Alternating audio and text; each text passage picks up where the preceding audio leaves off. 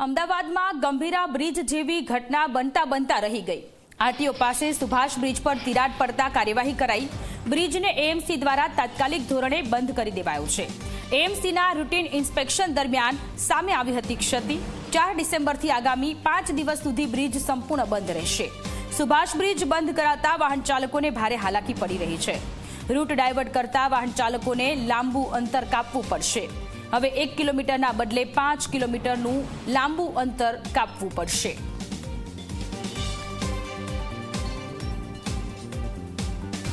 Subhash bridge કે જ્યાં દરરોજ હજારો વાહનોની એ અવર જવર એ અવાજ એ હોર્ન સંભળાતા હોય છે, પરંતુ એ સુભાષ બ્રિજ ઉપર હાલ સન્નાટો છવાયો છે। એટલા માટે કારણ કે એ સુભાષ બ્રિજ તાત્કાલિક ધોરણે બંધ કરવામાં આવ્યો છે।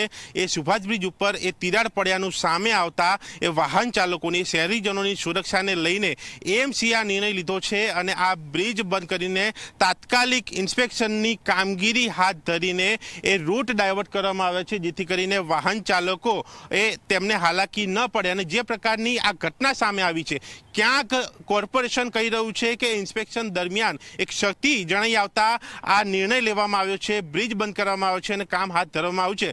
પરંતુ અચાનક તિરાડ ક્યાંથી પડી એ અહીંયા પ્રશ્ન ઊભો થાય છે। જે પ્રકારે ગંભીરા બ્રિજની ઘટના બની એ બાદ અમદાવાદ અને રાજ્યમાં જે બ્રિજના ઇન્સ્પેક્શન થયા ત્યારે આ બ્રિજનું ઇન્સ્પેક્શન થયું હતું કે કેમ એ પ્રશ્ન અહીંયા ઊભો થયો છે। અને જો ઇન્સ્પેક્શન થયું હોય તો આ તિરાડ પડી ક્યાંથી એ પણ અહીંયા પ્રશ્ન ઊભો થાય, કારણ કે અમદાવાદમાં સાબરમતી નદી ઉપર એ ગાંધી બ્રિજનું પણ કામ ચાલી રહ્યું છે। જો એ પેરેલલ કદાચ આ ઇન્સ્પેક્શન પહેલા થયું હોત, જો નથી થયું તો કદાચ આ ઘટના પહેલા ન બની હોત અને આ બ્રિજ બંધ કરવો ન પડ્યો હોત, પરંતુ ક્યાંક કંઈક ચૂકી ગયું છે એએમસી, જેના કારણે આ ઘટના સર્જાઈ છે। અને હવે આ બ્રિજ તાત્કાલિક બંધ કરીને એ બ્રિજનું કામ જે છે તે હાથ લેવાયું છે। અને અહીંયા સાબરમતી નદીની અંદર એ બોટો દ્વારા એ અધિકારીઓ એ ટીમો એ બ્રિજ નીચે જઈને એ ઇન્સ્પેક્શન કરી રહી છે અને ત્યાં તમામ વિગતો મેળવીને એ સિનારીઓ જાણીને બ્રિજના કામમાં શું કરી શકાય એ પ્રયત્નો કરવામાં આવી રહ્યા છે। પણ સવાલ એ છે કે આ ઘટના કેમ બની અને એએમસીને કેમ પહેલા ધ્યાને ન આવ્યું, અને જો ઇન્સ્પેક્શન પહેલા થયું હોય તો ક્યાં ચૂક રહી ગઈ। અને સમગ્ર મામલે જ્યારે આ બનાવ હવે સામે આવ્યો છે ત્યારે જો ઇન્સ્પેક્શન થયું અને આ ઘટના બની છે તો એ ચૂક રહેવા બાબતે શું કાર્યવાહી થશે એ પણ અહીંયા પ્રશ્ન છે। કેમેરામેન સૂર્યપ્રકાશ શર્મા સાથે દર્શન રાવલ, ઝી મીડિયા, અમદાવાદ।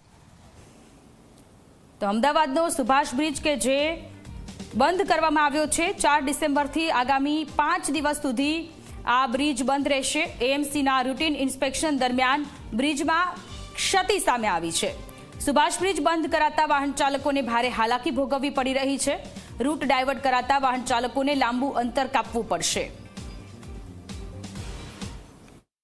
અત્યારે અમે ઓબ્ઝર્વેશન કરવા આવ્યા હતા। ગઈકાલ સાંજ પડી ગઈ હતી એટલે થોડું ઓબ્ઝર્વેશનનો ખ્યાલ નહોતો આવતો। અત્યારે અમારી ટીમ સાથે અમે વિઝિટ કરવા આવ્યા હતા અને વિઝિટ કરી છે।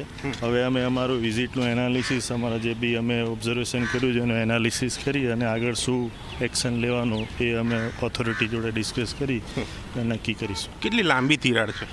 લાંબી એ અત્યારે કોઈ ડેવલપમેન્ટ એવું ફર્ધર નથી થયેલું। ગઈકાલે જે હતું એ જ છે, એમાં કોઈ વધારે કોઈ ડેવલપમેન્ટ નથી, પણ પ્રિકોશનના ભાગરૂપે ગઈકાલે અમે બંધ કરેલું હતું અને એ જ છે અત્યારે સિચ્યુએશન। પહેલા ઇન્સ્પેક્શન થયું હતું બ્રિજનું? બ્રિજનું ઇન્સ્પેક્શન રેગ્યુલરલી થાય છે, આપણે દર 6 મહિને આપણે કરીએ છીએ। પણ તિરાડ પડી? તિરાડ પડવાના બીજા ઘણા બધા કારણો હોઈ શકે છે, હવે એ કારણોનું પણ એનાલિસિસ કરવામાં આવશે। કેટલા દિવસ બ્રિજ બંધ રહેવાની શક્યતા? એ કેવું અત્યારે અર્લી ગણાશે, એનું એનાલિસિસ 5 દિવસ તો કીધા છે પણ વધી શકે છે એ અત્યારે કંઈ જ નહીં કહી શકું, કારણ કે એનાલિસિસ કર્યું એના ઉપર શું ફર્ધર એક્શન લેવાના એ ઓથોરિટી સાથે બેસી ડિસાઇડ કરીશું અને ત્યારબાદ એનું ડિસિઝન લઈશું। તમારા કામની જ વાત છે કે બીજું પણ કંઈ થવાનું છે? બધા જ ઓપ્શન સાથે અમે ડિસ્કસ કરીશું, એટલે એ ઓપ્શનમાં કયો ઓપ્શન ચૂઝ કરીએ છીએ એના ઉપર કામગીરી કરવામાં આવશે અને એના પ્રમાણે સમય મર્યાદા નક્કી કરવામાં। ક્યાંય કોઈ ચૂક રહી ગઈ છે એટલે આ બન્યું છે? એક ઘણા વર્ષો પહેલાં બનેલો બ્રિજ છે, એટલે આમાં કોઈ પણ પરિસ્થિતિની શક્યતાઓ હોઈ શકે છે। આ લગભગ 50 થી 55 વર્ષ જૂનો બ્રિજ છે।